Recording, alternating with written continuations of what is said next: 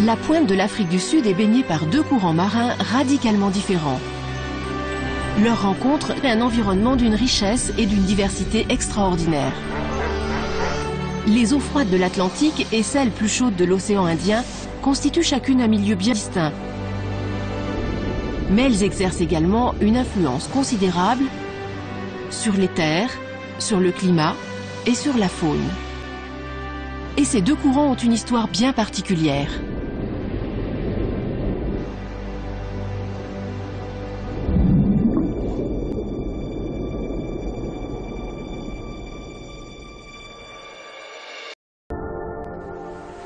Ce n'est pas la seule espèce menacée qui vive dans la zone baignée par le courant des aiguilles.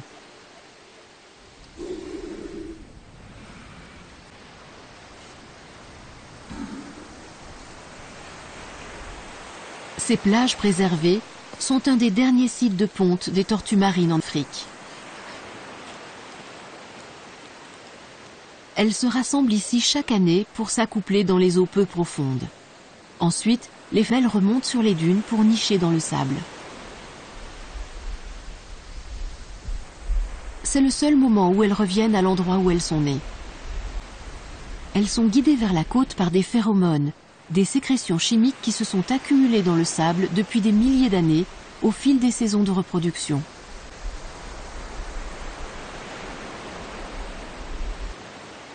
La tortue luth est la plus grosse tortue du monde. Elle peut atteindre 2 mètres de long et peser près d'1 tonne. Sa croissance est rapide. Sa taille impressionnante l'aide à conserver une température interne constante. Cela lui permet de s'aventurer jusque dans les eaux froides du courant du Benguela. Depuis que la zone est protégée, le nombre des tortues luth a légèrement augmenté. Mais dans son milieu naturel, l'espèce est en voie de disparition.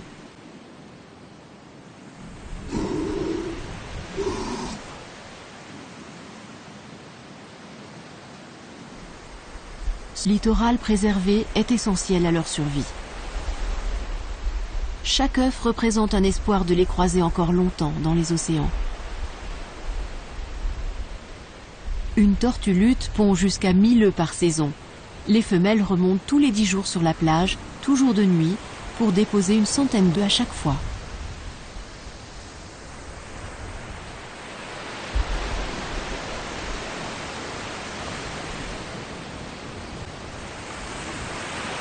Le taux de survie des bébés est très bas. Mais les femelles qui survivront reviendront ici une fois leur maturité sexuelle atteinte, dans 5 à 10 ans.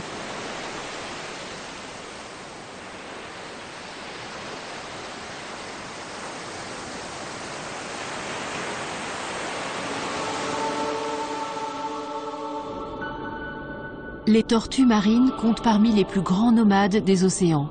Elles parcourent des milliers de kilomètres avant de revenir sur leur site de reproduction.